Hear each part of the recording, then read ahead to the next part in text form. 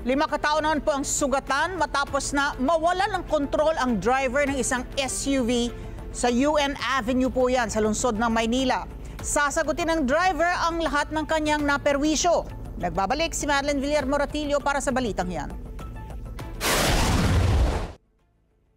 Sugatan ng 5 katao matapos araruhin ng isang SUV ang ilang sasakyan sa kahabaan ng UN Avenue sa Maynila bago magtanghali kanina. Kwento ng may-ari ng SUV, kasasakay lang umano nila sa sasakyan at nang paandarin ng driver, bigla na lamang umanong nag-wild at mabilis na umarangkada ito. Unang natumbok ang concrete barriers na ito sa UN Avenue bago bumaga sa pickup truck. Sa lakas ng impact, natumba ang ilang concrete barrier.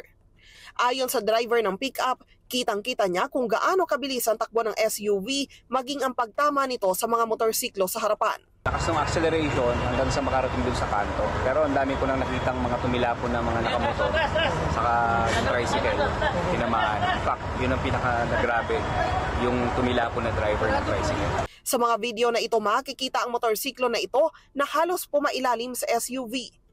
Ayon sa pulisya, nasa 14 na sasakyan ang nadamay sa aksidente. Kabilang dyan ang ilang motorsiklo, SUV at tricycle. Tiniyak naman ng driver ng SUV na papanagutan nila ang pangyayari. Harapin natin kung ano man ang problem. Okay?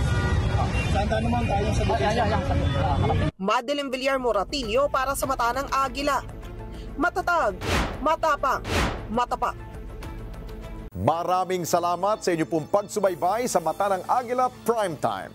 Para malaman ang matatag, matapang at matapat na mga balita, i-follow lamang at mag-subscribe sa @Net25 TV.